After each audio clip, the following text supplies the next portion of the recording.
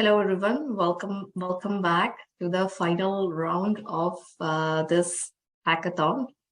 I know it has been like a very, exciting and engaging time for you all. And we are really, really curious and eager to wait to share all your presentations now. We have some amazing judges here who will be evaluating your presentations. I have the honor of introducing them to you today. So we have 5 finalist judges, and they're all experienced and expert in their own field, in their own industries. So first we have Anke Yu from WAI Canada. She's the Senior Manager, Cargo, AI, and Transformation. She has over 22 years of experience within WAI Canada. Thank you, Anke, for joining us today. Next, we have Naimisha from Products by Women. Naimisha is an award-winning inclusive product leader with over decade-long expertise in managing digital products from conception to completion. She is the founder of Products by Women, a global community-led network for women in tech and business. She has published in many major media outlets like Forbes, Amazon bestseller, and many. She's also working with Stronghold Ventures, and she advises and angel invests in many early stage women-owned ventures. There's a lot if I can talk about Naimisha. Naimisha has been working with us since the beginning of Feminine AI, and we have done many events collaboratively. Welcome, Naimisha, to our hackathon. Next, thank you, Naimisha. Next, we have Alisa. Alisa is also a well-known face for all of us. Thank you for joining today, Alisa. She's the Director of Partnerships and Market Development at Responsible AI Institute, with over 12 years of experience in business and partnership development, primarily in emerging tech. Alisa has strong understanding of the opportunities and challenges associated with adoption of innovation tools and services. He has been supporting with us as a speaker, as a sponsor and a partner since the beginning of Feminine as well. Welcome, Alisa. Next, we have Inka Skinner from Accenture. She's the leader of data analytics and artificial intelligence for Accenture with over 20 years of experience across different industries, mainly in the financial industry. She focuses on large, complex transformation programs that spans across data, technology, people, and processes. She's also the chair of Women of Ivy, advancing the agenda for female empowerment. She has double major in computer science and math and completed her executive MBA from the Ivy Business School at Western University. Thank you so much, Inka, for joining us today. We are very glad to have you part of us. And finally, we have Diane Hatcher, also from Accenture. She's the Analytics Innovation Principal Director at Accenture. She has over 30 years of experience building and using analytics systems from both business to business and business to consumer perspectives, including mobile application development. She has a bachelor's in marketing and MBA in management information system. She helped start a charity organization called Catch Me Up Foundation that provides funding subsidies to underserved students attending secondary education, offset the cost of education outside of scholarship. That is really great, Diane. Great to hear something like that, especially for us, as we are also 100% volunteer-run community trying to support the women to come and join more AI workforce. Thank you for joining us today. We are very glad to have you with us. So without further ado, I'd like to start our final evaluation. Julia, over to you to call our teams for the fun presentation. Thank you. Thanks, Francie. Okay, so first up, we have Team 7, Evolve AI. We'll hand it over to you for your presentation.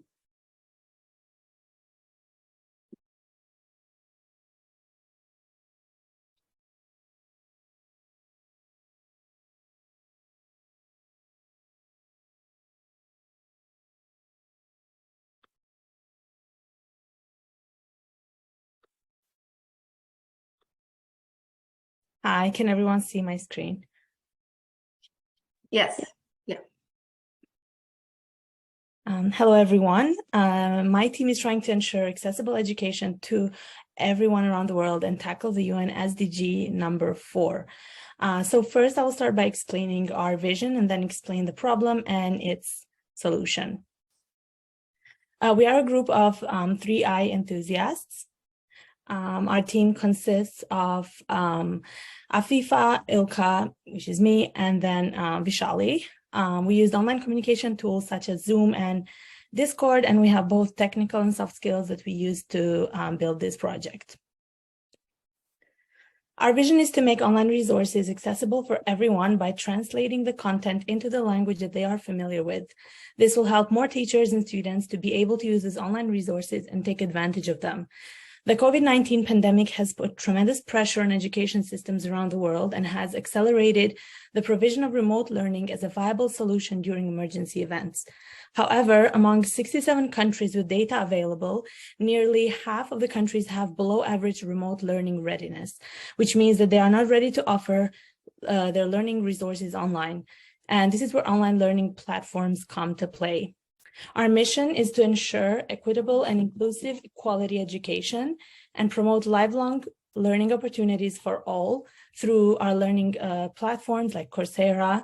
Our targeted customers will be online education providers like EDX, Udemy, Coursera, and all the big learning platforms because they can use our product to make their content more accessible for everyone. Our product is scalable because it will also be able to be used not only by these learning platforms, but if proven successful, then it can be used by universities and higher learning education. The social impact of our product will be to bridge the gap between online resources and the language spoken globally. How our solution is different from other translators that already exist is as follows. Our solution is being presented to online learning companies, and our direct customer is not the student using the platform, it is the company which will be offering the learning resource. So in this case, for example, Coursera will be able to utilize our AI product to provide the option to have their courses translated within their platform instead of having the students search for translation elsewhere, in which case the translation has also proven to be not the best. All the majority of online education providers share information in English only, which makes it hard to understand for learners coming out of a country that doesn't speak English. That is why the course completion rate is only 15%, which speaks about the complexity in understanding the content. 55% of the online resources are in English, and 75% of the world's population does not understand English. This presents a challenge for online education providers and for readers to have a full grasp on the project. The first problem that we are going to solve is by training our model with the resources from a specific language and then be able to use this model for our goal. The second main focus of our model would be to add languages which are spoken in countries on the lower end of the education rates. The main challenge here would be to find the resources that we can use for that language to train our model. The data sets that we currently have found are, to solve this challenge, are usually translation for English to German, French, or Spanish. The process that we will use to add more languages to our model is to find as many online resources we can find to have a translation in that language, to pre-process them, and then to use it in our training data. The next step will be to translate some PDF documents using the Google Natural Machine Translation software, which supports more than 100 languages. And then step 3 would be to evaluate our translated documents to ensure that they are correct and then they are not biased in any way. Presentations will be a big part of our objective to translate resources. So how will we actually work with this is that we will use CNN to differentiate text from a slide if that's not already segmented. Step 2, we would be to use our model to translate the text to the required language. And then step 3 would be to process the speech part of the presentation and to translate that. The current market size is $56 billion with a projected growth of 30% by 2030, which is also the same date for that the UN has set to complete its SDG goals. The accuracy and the limited translation resources opens up the market for new business models to innovate and to make it available for the education sector to maximize the use of AI in translation to provide easy access to learning. Thank you.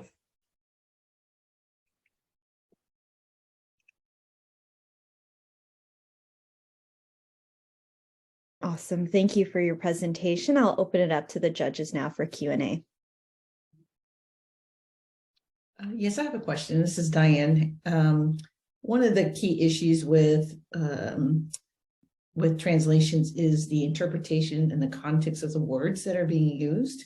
For example, as you know, the word driver can mean many different things, whether I'm a car driver or I'm using a golf club driver, or if it's a driver as like a key concept. How do you anticipate dealing with that type of issue? So I can answer for that. We will not look at the translation word by word. It's going to be, we are going to consider a whole sentence and then translate it. So if you consider a word with the context of the other words in the sentence, then it makes more sense. And this eliminates that problem. Okay. And can you explain a little bit more detail the speech to text translation, how you envision that working?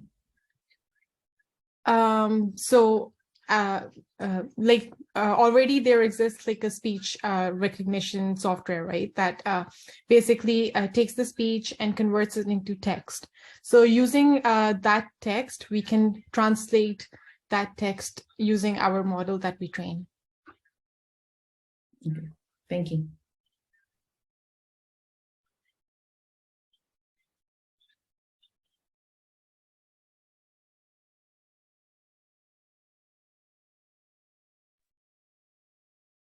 Any other questions from the judges?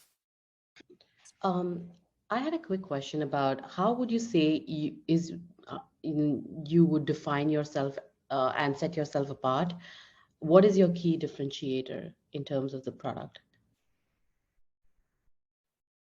So the key differentiator in terms of the product is that this is not a software or a product that is being offered to the client. Usually students who are trying to learn through Coursera or let's say YouTube or any other platform, in order for them to have this translated, the content, they have to search for another software that will translate it. So we will differentiate because our AI product is going to be offered to companies. So companies can include it within their platform so that people who are using the platform already, they can choose the language which they want to translate without having to go look for these softwares, which usually are paid softwares or like paid platforms, which let's say in developing countries, there are still many schools that don't have, for example, computers that can all be shared within all the students. So it's usually the teacher who is, let's say if a teacher is using this course to prepare for the students, then the teacher or the professor will have the option to use this platform. It will be more accessible and it just will be easier to use instead of having to search for other platforms. This is Inka. I had a quick question. That's great. You have this idea. What is your personal link to this idea? The personal link, well, for me personally, I grew up in Kosovo. I grew up in a country where it was a post-war developing country, and I didn't have a computer in my house. I didn't have access to computers. When I came to Canada, I had my first computer, and I had to teach myself and then I studied computer science because I was so fascinated with it. So that's my personal link, because I know that the challenge that people still go through back home, especially in schools, where there is no readiness of schools to provide remote learning. So in this case, this will also give a bigger variety of learning opportunities to students. The education system in many countries is not really as developed as we are used to having our education system here. if we can ensure that students all around the world can access quality education through online learning platforms, then in some way that can bridge the gap between the lack of quality education in those countries. That's my personal relation. I don't know if my other team members want to add something.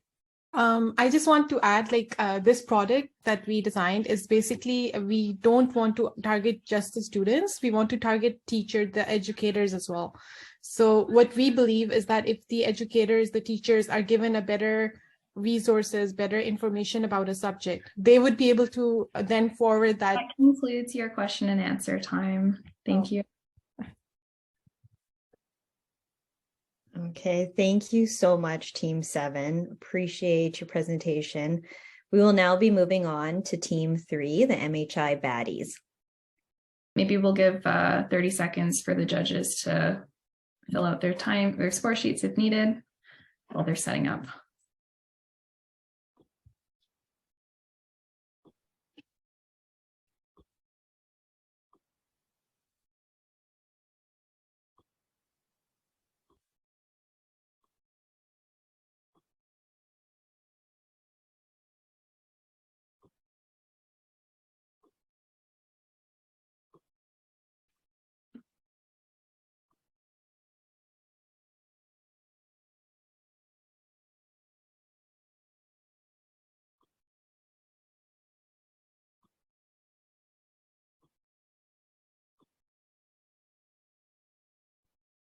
Judges, does anyone need another moment?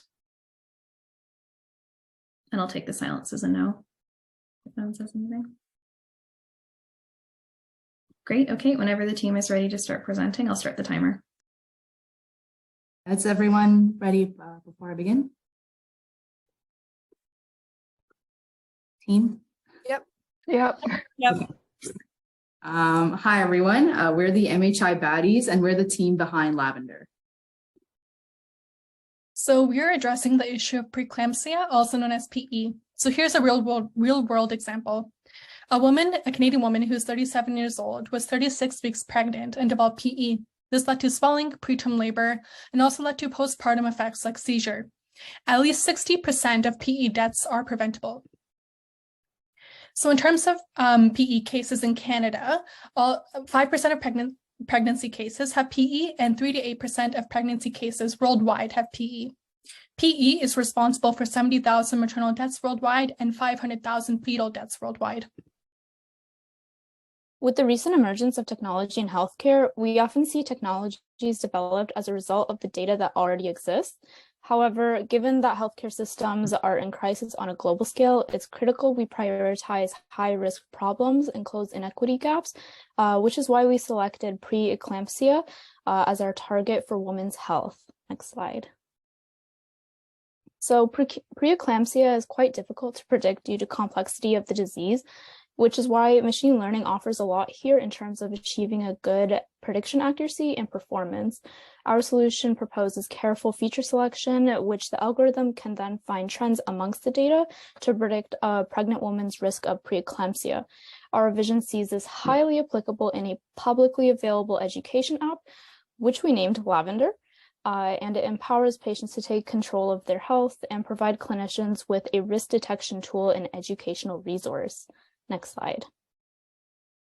Any machine learning model is only as good as its data, and the best existing data set is Indonesia's National Health Insurance data set, which has about 23,000 data points related to maternal care. And this data was recently used by predictive study for postpartum women in the UK. The data is de-identified, so it's compliant with Indonesian patient privacy laws, and it captures over 95 variables. Next slide. With any AI solution, observability and algorithmic bias are key concerns. The model needs to be validated to make sure it's meeting design objectives and ensure it is providing acceptable utility to the end user. And to accomplish this, we can use continuous monitoring tools like ARISE. As well, in development and maintenance, we can use ProBlast, which is a prediction model risk of bias assessment tool, as well as follow standardized guidelines to prevent misuse.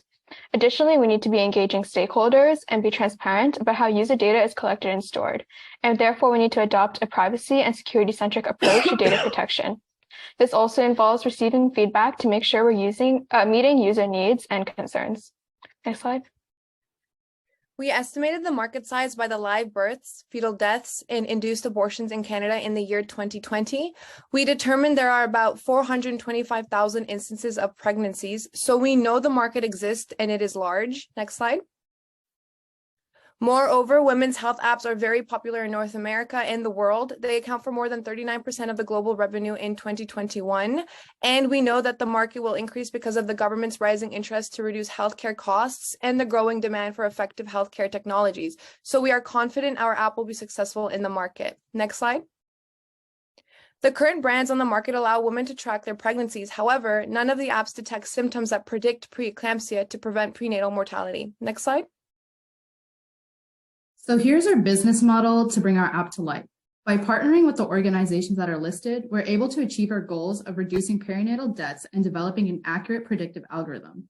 By catering to both high-risk pregnant women and healthcare providers, we would create a revenue via subscriptions and provincial or private health insurance to minimize out-of-pocket costs for users. Next slide. With our app, we can address various sustainable development goals created by the UN, like education, gender equality, and industry, innovation, and infrastructure. With educational videos that are implemented directly into the app, this enhances patient education, which is an important part of our solution. At least 60% of PE deaths are preventable, and with our proper knowledge, we can address these gaps. Our app will also be a system of innovation, which can create a competitive edge in the Canadian market. Next slide. We'll be taking a learning health systems approach, which is the type of development framework in which internal data is integrated with external evidence. So this allows us to create an environment of continuous improvement to ensure all domains are performing at high standards. We hope to receive the infrastructure and software engineering support from Accenture for the development of our application. Thank you so much for listening. I'll now open it up to the judges for Q&A. Well, that was a targeted pitch. I had a question. Considering Canadian health system and the data is, no new knowledge, that it's not open to public, it's very not federated, it's not consolidated in one place, and there's lots been projects around trying to bring the e-health data into one place. So how do you plan on making this Lavender app as rich as you are talking about, when what the main thing you need is probably data? Right. So I think we mentioned that currently the best existing data set is the Indonesian data set, and this is publicly accessible. I think definitely next steps would be to partner with a bunch of organizations in developing a data set that is specific to Canadian standards. Adding to Natasha, so some actionable steps that are real that we are doing is we're building a clinical health digital trial a consultation report for CIHR, Canadian Institute of Health Research. So we're trying to get funding for projects like these to help with digital health clinical trials. So the steps for that will be getting a REB with like UHN, for example, if we are implementing this app with hospitals that are local to us. And we do have support and mentorship from professors, like they've created a Medley app, for example, using patients from UHNs, and we would be using data sets like that and also training our algorithm to help with prediction for those type of patients.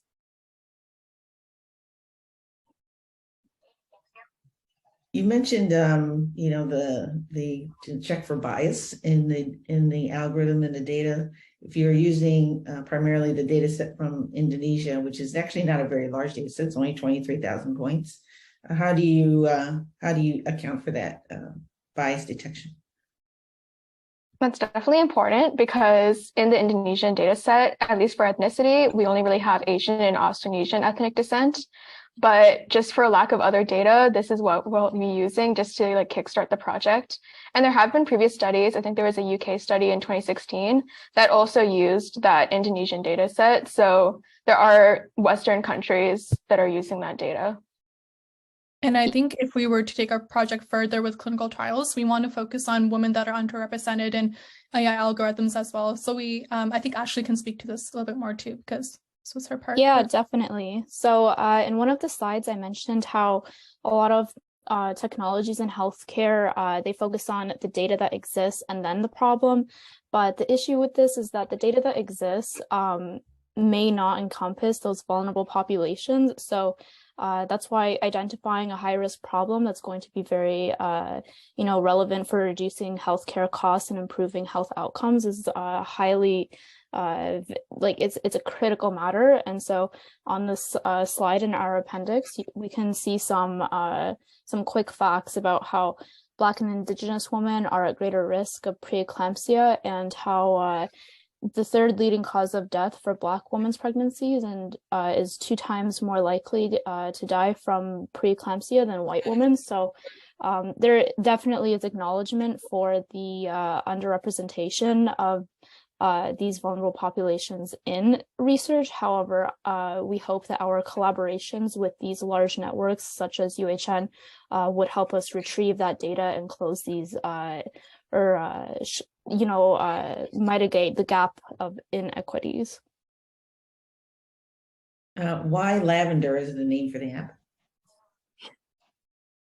So Lavender, I think what thing we thought about was we want to use our app to help with, we learn about health anxiety a lot in our program, how if you give patients access to management or in charge of their health data, one consequence of that unintended consequence can be health anxiety. So we were thinking about Lavender as something that's soothing. We could try to think about like soothing characteristics. So Lavender, we try to go there to just like soothe ourselves. It's a soothing plant. So I think what we want to do with our plant is just help reduce health anxiety and also use it as an educational resource. One question that I had around was, how would you drive adoption for the product? Sorry, did you say drive production? Adoption. Adoption. Yeah. Oh, no worries. Okay, I'll quickly answer. So basically through the partnerships with UHN, we would want to bring more awareness to this app, and the hope is that these physicians will be prescribing the app to that can be your presentation, your Q&A portion. Okay, I hope that answers. Thank you, judges. Thank you, judges. Okay, thank you for your presentation, Team 3. Our next presentation is Team 5 Labsters. If you could get yourself ready, and then we'll give the judges 30 seconds to complete their judging comments.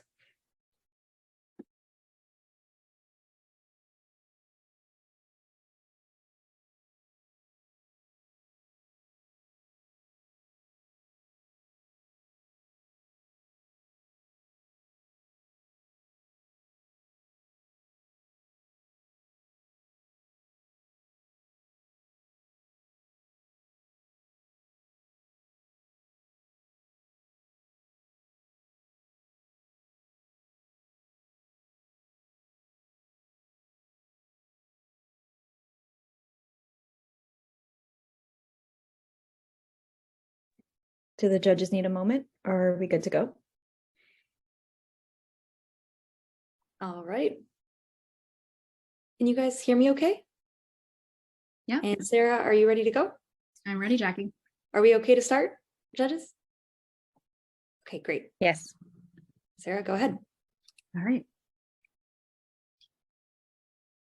Oh, sorry, my clicker isn't working. There we go. We are in a crisis, a $17 trillion crisis. That's how much lifetime earnings this generation of children could lose due to inequities in education that have been exacerbated by the pandemic.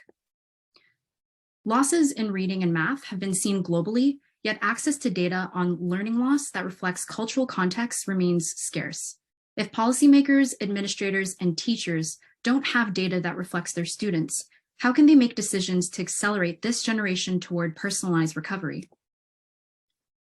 Global initiatives such as the Learning Data Compact have pledged to address the UN Sustainable Development Goal number 4 toward quality education, a commitment to ensure all countries have at least one quality measure of learning by 2025. But the question still is, how can we use this data? Introducing Decite, a predictive model that allows teachers and decision makers to stay on track of students' potential learning loss through research-backed risk and mitigation strategies. All right, so I'm going to hop right into a little demo. This is our home dashboard where you can hone in on your school as well as the time frame that you're interested in looking at. You can take a look at the demographics, the risk indicators, which are customizable for your population, as well as outcomes like literacy, reading, as well as mathematics performance. Next, you can scroll down to take a little bit more look into the meat of our product, which is really the student risk listing, where you can get a personalized education plan for your particular student. You can see the basic information for each of your students and also the risk factors that might be putting a student at a particular risk. If you hover over these, you can see what exactly that risk factor might look like. And you can also sort by risk factor or risk level, which will be calculated using a machine learning algorithm that we are working on developing. And this shows some preliminary results for that model. Next, if you'd like to drill down onto a particular student, you can click on their name and then scroll back up to the Population Insights dashboard, where you can take a look about where they stand on each of these metrics. This will allow teachers to create a customized education plan with mitigations based on the Guide for Learning Recovery and Acceleration. Teachers can also give notes and note down their mitigation categories right here. And this will all work to reduce the learning loss over time for the classroom. In terms of our technical implementation for our data pipeline, as we said, we would be collecting data through the Learning Data Compact. We'd be storing our data in a database. Next, we use something called a feature storage method, which would store all of the risk factors that might be different depending on the location. And then we would train and register the models using that feature storage system. We would then do inference and prediction on each student at a given time, which might be new, which might occur with new assessment data. And then we would assemble the models to get the risk scores and specific indexes for each of those students. And overall, the most important is monitoring the model over time to make sure that we are avoiding biases, shifts, and ensuring fairness and improving the model over time. So there's a large opportunity to focus and capitalize in the $37 billion North American market for B2B ed tech before we enter a global market where market size was valued at $146 billion as of 2021. Our service addressable market will focus on the existing North American companies that own K-12 education management systems and are open to developing partnerships and growing the learning environment ecosystem with integrations into their existing products. Now, the key difference between us and our competitors is that we are focused on our risk score algorithm development and mitigation strategies to reduce potential learning loss. So for our obtainable market, our research has shown 30% of these potential partners do not have existing AI ML strategies that incorporate learning loss risk management into their platform. So as an immediate approach, we hope to target and partner with 20% of companies that are in this space. We hope to leverage our reach and credibility through an early evangelist network after series raising through the programs offered by our panelists, including New Ventures Lab, Accenture Ventures, and ATP Ventures. So just quickly, the plan that we have in place is to partner with existing edtech management companies, provide an API for those partners to ingest our risk model so that it is a scalable solution, produce pilots with diverse populations to ensure robustness and fairness, and then work with evangelists for guidance and support. And our ask of you, judges, is to connect us with policymakers and teachers to help put the solutions in the hands of the schools directly. We're also asking for partnerships with other edtech corporations that you might know of. And lastly, sponsorship is extremely important in order to support growth and development of our endeavors. So together, we can reverse the learning loss crisis before it's too late. Thank you so much for your time. And we can take any questions now. You bet. Sorry, go ahead, Alyssa. Okay, thank you. So thank you for your presentation. Have you considered the privacy of the students that you are monitoring and providing feedback on? And are you concerned with any sort of discrimination from teachers or others who might see this data and it might impact the way they treat students? Have you thought of mitigations around any of this? Thank you. Do you want to, should I start? Sure.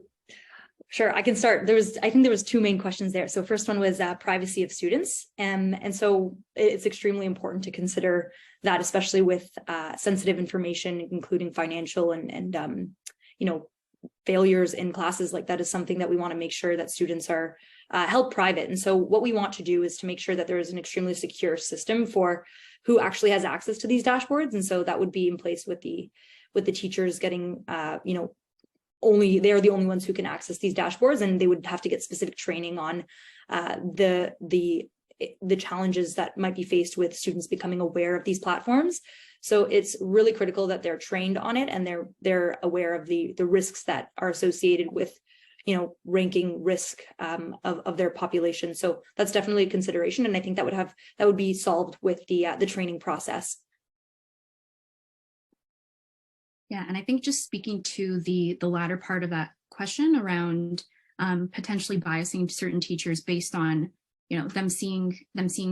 them having some kind of bias with certain students. So we're ensuring that the mitigations that are being recommended do go through a series of checks, and we're ensuring that what is being recommended is actually research backed. So with the learning data compact that is collecting data, not just of assessments over time of students, there's also a lot of research done for psychosocially aware mitigation strategies for different regions and countries that we're also considering when configuring those mitigation strategies. And that also will be part of onboarding, training, and ensuring that the mitigation strategies that teachers have access to do fulfill those needs. So Mike, I have a two-pronged question. The first one is from a geographic perspective, where do you foresee getting the fastest adoption and benefit around the geography?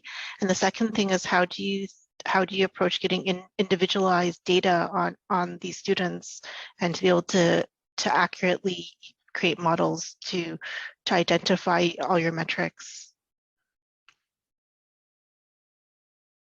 Yeah, so I can speak to the former, so the approach of how we plan on scaling this and rolling this out. So we definitely plan on first deploying this in pilots locally and getting interest and kind of sponsorship within the North American market before we do plan on expanding at a global scale. And so that is our approach there. So definitely perhaps locally within the GTA community, and then we would scale upwards of there. But our eventual goal and roadmap is to be able to scale this toward a global audience and outreach. One quick question is, why did you target the teachers and individual students versus, say, school district management or government management or province management? Why did you focus specifically at the granular level? I think that's because of the problem with individualized learning plans, and the reality is every student is extremely different, and how can you give a real individualized plan per student based on their own needs? And in one classroom, you're going to get an extremely wide variety of students with different backgrounds, with different risk levels, and different and risk being their risk of having that learning loss, that decline in educational improvement or advancement. And so what our goal really was to be able to drill down at the student level, to be able to click on one student and understand how is this student progressing over time, and how can, as a teacher, how can they intervene to help? And I think that the teacher is the best person to help that student in that case, not necessarily higher up. But we would need the support of the policy as well as principals and people who are higher up to get this rolling. So to add to Diane's question, during COVID time, there were a lot of teachers who didn't even have computers themselves. Part of why it took a while for the teachers to get on the online, and sometimes they would do these Zoom classes and they won't even show up because they forgot or didn't know how to do it. So how do we educate them with this superb dashboard you guys have there when they don't have technical abilities to even read what they're looking at? I think we have less than 15 seconds left, so just quickly. I think the goal would be to help provide those teachers with resources. Hopefully the schools have at least one, dashboard or one computer that they can rotate. That concludes the Q&A portion. Thank you. Thank you, judges. Thank you. Okay, great. Thank you, Team 5. Thank you for all the teams for presenting. So that brings us to the end of our final presentations. So we'll be having our final judges move into a breakout room for deliberation, and then we will return back and start our closing ceremony to announce our placing winners.